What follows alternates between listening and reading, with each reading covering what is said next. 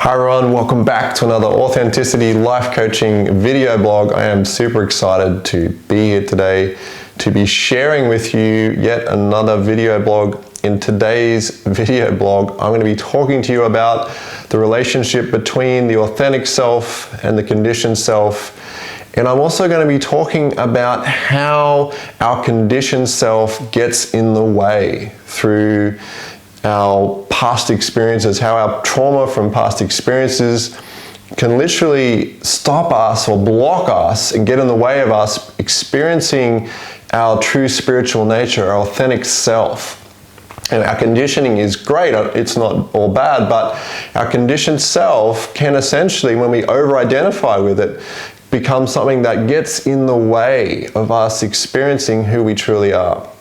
Because when we're stuck in the past and we're stuck in fear and guilt and shame from a past experience, that past experience becomes the physiological response in our body that continues to play out in the current situations in our life. So it's literally robbing us from being able to experience anything different in our current experience.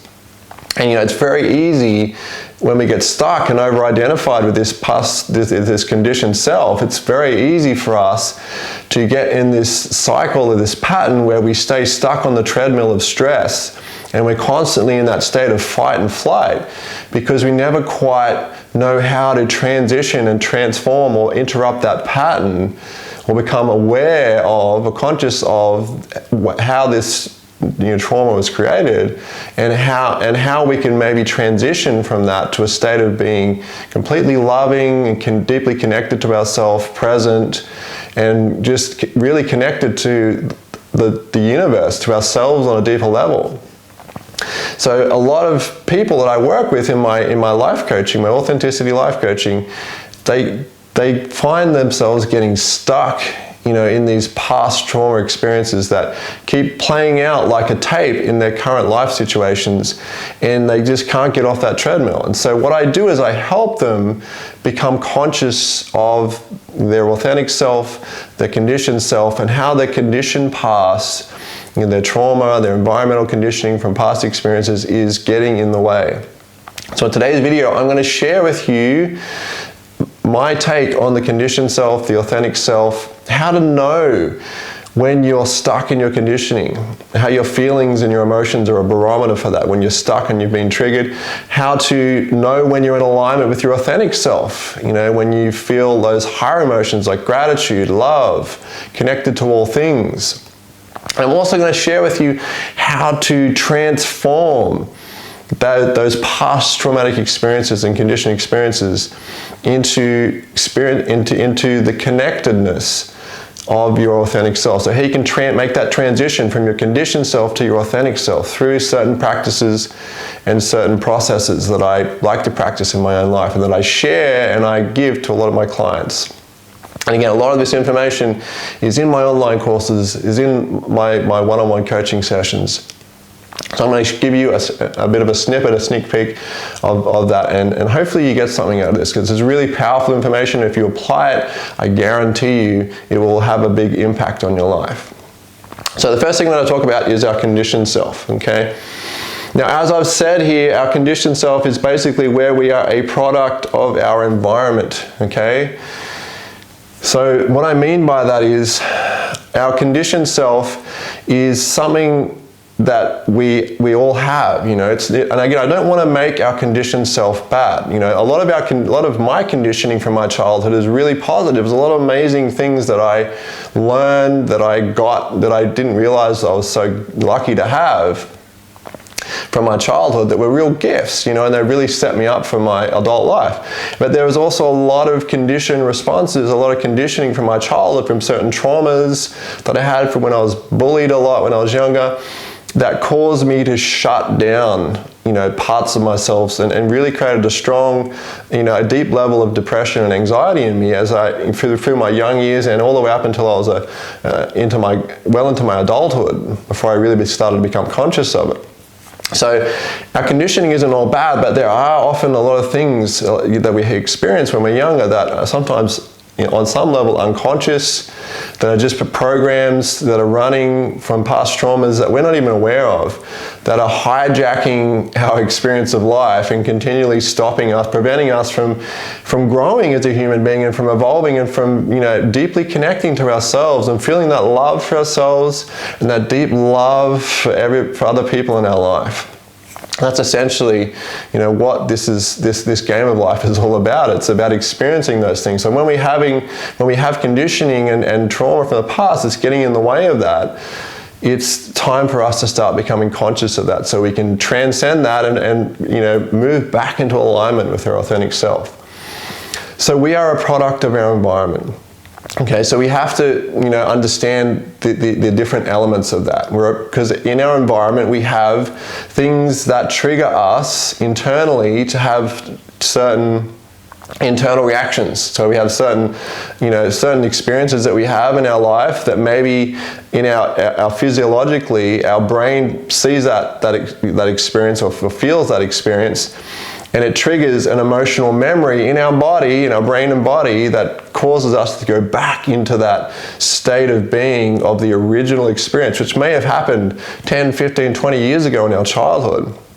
And that original experience is essentially continuing to replay itself anytime anything in our environment that looks familiar to that original experience shows up. It's triggering us to go back into that state of survival, that state of fight or flight, that primitive reaction, fight, flight, freeze. Okay, so essentially we have to become conscious of how our environment is affecting us and our ability to be authentic. Because a lot of the things in our environment can be very negative in terms of their influence on us and our ability to grow and evolve and reconnect to our authentic self. We can have certain people in our life, toxic people that we just we're enmeshed with, and we keep attracting and we keep resonating with because of our emotions and our past experiences, and we keep getting snared back into these experiences where we get, more and more entangled with these people that aren't good for us. And maybe on some level we just feel like we're not enough, or we're not stepping into our power enough to say no and to set healthy boundaries, or we just feel like we don't have the capacity to do that. Whatever the case, that environment is toxic, and that person is toxic. And so it can also be in different areas of our life. It can be in our work relationships. It can be in our home relationships, our home life. Our environment is made up of so many different things that can contribute to that. And also, on many levels, I've found in my own experience that our environment is also about how we spend our time, where we spend our energy in our life, who we spend the time with, all of those things. So I want you to become conscious of the environment that you are in currently. Okay, what in your environment, what is your current environment for work, for your home life, for your relationship? Is that environment toxic? Is it healthy? Is it helping you grow and heal and evolve? Is there an element of openness and vulnerability? And is there room for you to express yourself authentically without getting judged or criticized or cut down? What is that environment like? And how is it contributing to you being able to be true to yourself, be the most authentic version of yourself, and express all of who you are? It's a really powerful question to ask. Okay, so the next thing I'm going to talk about is our childhood conditioning. I've already talked about this a little bit, but our childhood conditioning is really actually a big part of that environment, because as children, when we grow up, which is the next thing we've got here, which is trauma and survival, patterns and behaviors. So these two kind of interconnect really strongly. So as children, when we grow up, we develop certain patterns and behaviors to survive in our environment. So if we have a very traumatic environment where we don't feel safe, we will develop certain displaced behaviors, or we'll develop certain coping mechanisms or ways of, trying to fit in and not be seen, so that we avoid being hurt, or we avoid judgment, we avoid criticism, we avoid, being bullied or hurt physically, or we avoid some sort of emotional pain through doing it. we develop all these defense mechanisms, often starting at this very young age, because we might be in a certain environment at home with our parents or primary caregivers, or maybe we're at school and somebody sees us expressing something and they tell us that that is not okay, and they judge us for it, and they make us feel really bad for it. We feel shame for it. We feel ridiculed. Maybe we got bullied and beaten for it. And this is, for me, that was one experience that happened when I was in my childhood, was being bullied a lot at school. And when I got bullied, it really caused me to start, burying and internalizing a lot of who I was, so that they didn't see that, so that it protected me from being bullied and being hurt, but it also stopped me from being authentic. I was essentially burying my authentic self to keep other people happy. And it really wasn't healthy. I developed anxiety and depression, I think, for a lot of my childhood all the way up into my adulthood, and I didn't even know that I had it until my late adulthood, until my late 20s and early 30s. So it took me a long time to start becoming conscious of what is really going on here. So we develop these patterns and these patterns based on past traumas, and they become the way that we survive. So we realize that if we want to get love and acceptance, if we want to belong, if we want to have certain fundamental needs, like our need for sustenance, for safety, to feel like we're loved and like we belong, if we want to meet those needs in our family situation at home, we may have to behave a certain way. We may have to be a certain thing for our parents. We may have to hide certain parts of ourselves so that we don't get punished, so that we don't get in trouble, so that we don't get criticized or bullied or abused. It can happen on so many different levels.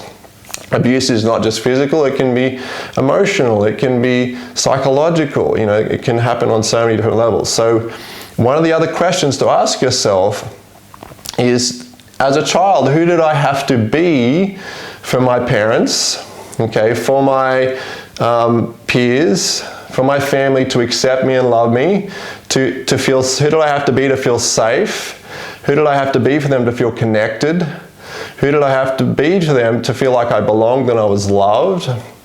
And what could I absolutely not express at all? What did I get in trouble for expressing? What was I not allowed to be? What was I not allowed to express? What did I get punished for or abused for or emotionally traumatized for expressing? What parts of myself? I want you to ask that question. And that will give you a great indication of what level of the past and that survival mechanism you've got, how that is affecting your current situations and current circumstances in your life, and how it's playing out again.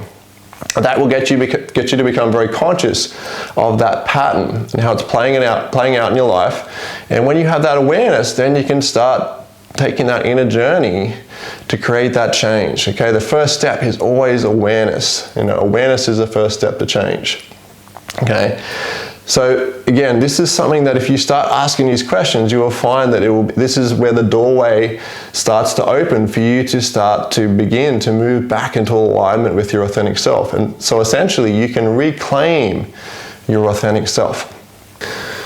Okay, so I'm going to talk about the authentic self now, and again, I guess we've talked a lot about the conditioned self and how our conditioning gets in the way. And it's really important that I spend some time now talking about the authentic self and how it feels when we cross that river, when we navigate the adversity and the emotional pain that comes from that past experience, when we're able to step outside of that, when we can transcend that conditioning.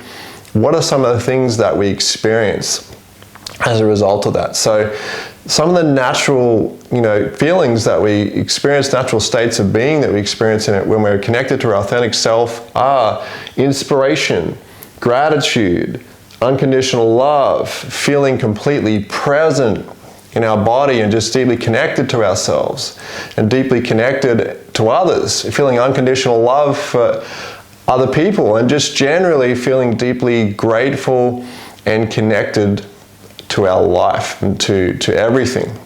that they are some of the very common experiences of, when we're deeply connected to our authentic self.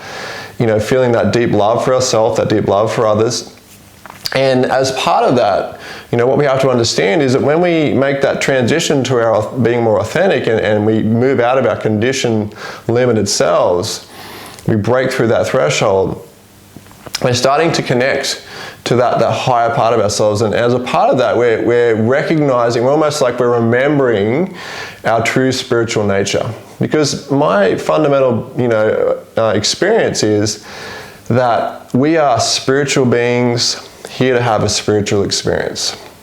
Okay, so our essential nature is that we are beings of energy, we're beings of light, we're spiritual beings here to have a spiritual experience. And so when we make that transition from our fear and guilt and shame and our past conditioning to our authentic self, we will feel like we have elevated our energy, and we'll feel deeply connected to our spiritual nature, our higher self, God, whatever you want to call it, as a result of that. And that's definitely been something that, for me, in my experience and my transformation, going from anxiety and depression to really finding myself, that experience was it was very different for me to start experiencing that deep sense of love and gratitude. That was just very foreign because I'd not experienced that a lot. But that's what I started to experience when I really started to do the work and get beyond my conditioning. Okay, so these are some of the feelings you want to start looking for in your life. Where do you spontaneously feel inspired, grateful, loving, connected to yourself? Because sometimes it's also what we're doing that leads to us feeling more inspired and connected. But, it's the environment that we put ourselves in that leads us to grow and to expand and to evolve as human beings. And when we're in that space, we automatically ascend to our authentic self, and we automatically feel expansive, loving, grateful, present, and all of those things. So I want you to think about, where is that for you? For me, it's doing this work, like what I'm doing right now, talking to you and working with people. I love doing that. And I notice that when I spend more of my time doing that, I automatically feel more inspired, more grateful, more loving. Those emotions are more spontaneous and automatic for me. So I want you to start looking at, where in your life do you already feel those emotions? And if you don't, that's okay. The next thing we're going to go through is how to make that transition from getting stuck in our conditioning to reclaiming our authentic self. All right, we'll turn this over again. So this is a little bit about how to overcome your conditioning. Okay, some of the key practices that I do, and this is just some of them, but I found these to be very significant. Okay, the first key thing that I want you to think about is it's all about awareness. Okay, awareness is really the first step. Like I said before, we have to recognize that we are stuck in the past, that we're being triggered into feelings of fear, guilt, and shame from our past experience, and that is weighing us down. It's triggering physiological fear response in our body. It's making us feel heavy. It's taking us away from our authentic self. So we have to become conscious of it. We have to create the space and the time and give ourselves permission to slow down enough to recognize that we have been triggered and that we have been taken out of alignment with our authentic nature, and it's starting to affect our life on so many different levels. And for me, it becomes very obvious when this happens. I'm more likely to be argumentative, I'm more likely to get into fights, I'm more likely to start projecting my own emotions onto other people, and I go into being the victim or blaming, and I feel a lot of fear and guilt. When you're feeling triggered, and you have to become conscious of it. You have to give yourself permission to take the time, maybe even just stopping and taking a deep breath and just acknowledging, I can feel that I'm triggered right now. And I know that this is significant, and I need to give myself time to find out what is going on here and what experience in my past is this relating to. Okay, so we have to develop a greater degree of curiosity and awareness around the things that trigger us and how our past patterns, of trauma and survival are affecting our current life situation. So what happened in our past and what is that triggering now? How is that similar to some of the past experiences we have? We need to start exploring, becoming curious, and we have to be able to sit in the discomfort of not knowing the answer straight away, because we're not going to know straight away. Sometimes we will, but not always. So we have to become compassionate with ourselves and love ourselves enough to be curious, to give ourselves time to really find and feel into what is going on and where that pain is coming from. Where is it coming from, and why is it taking us out of alignment with our authentic self? What has been triggered? Okay, the next thing we have to be able to do is we have to be able to take ownership. Okay, we have to be able to take ownership. Taking ownership means taking responsibility for our role in co-creating the current situation through being triggered by a past experience. So we have to remember that when we get triggered and we're in that fight or flight mode and we're reacting to things in our environment without even being conscious, where it's unconscious, we have to take ownership of our role in that moment of co-creating that through being triggered. We have to take responsibility for our stuff. Okay, this is what takes courage sometimes. It takes vulnerability, is to actually take ownership of the fact that you are triggered, and that that you being triggered is what's also contributing to your pain and suffering as much as other people. And it's playing its part in it. So we have to take ownership of that. Whatever that is, you have to take ownership of, to take responsibility for, so that you can start, transitioning. And the moment we take ownership for it, we actually step outside of that. It's like we're disconnecting, we're disembodying that conditioned response. We're stepping outside of it, and we're becoming the conscious awareness, the container that allows us to see that from a greater perspective, a higher perspective, the perspective of our higher self. Okay, when we disidentify from that, by becoming conscious, aware of it, and by taking full ownership and responsibility for it. Okay, the next thing we could do after that is we have to work on the healing and transformation and change. Okay, this is where we now have the power to start making those changes. Okay, we're conscious of the fact that we've been triggered. We've taken responsibility and ownership for it. Now we're going to start exploring in ways that we can maybe heal our past experience, or heal the pain of the past, and see how that experience served us. So one of the questions that I love to ask about all traumatic past experiences that get triggered in me is, when I go back to that past experience, I want to ask the questions of, how did that experience serve me? What were the gifts of that experience, and how did it shape me into the person I am today? What are the positive impacts of that experience? Because a lot of times when we see a past experience, all we see is how bad it was, how traumatic it was, and because we see it that way, we can't fully embrace it and love it for what it is. Okay, so in order to heal the past, we have to love it the way it is. If we can't love it the way it is, it will run us, it will own us, it will continue to affect us, because we can only dissolve the pain in the past when we take full responsibility for owning it, and that it was in the past, and also until we can actually see that experience was a really powerful experience that served us in so many ways, and in different ways that we did not acknowledge, that we could not see at the time. We had to go back and see how that experience served us. What were the gifts of that experience? How did it, catalyze us to grow and to evolve? And so for me, part of that was with my bullying experience when I was in my childhood and my teenage years. That bullying experience actually served me in a lot of ways, because it was this whole journey that I've had of depression and anxiety was eventually what allowed me to so deeply and indelibly want to find my authentic self. I would not have done any self-development. I would not have searched for higher spiritual meaning.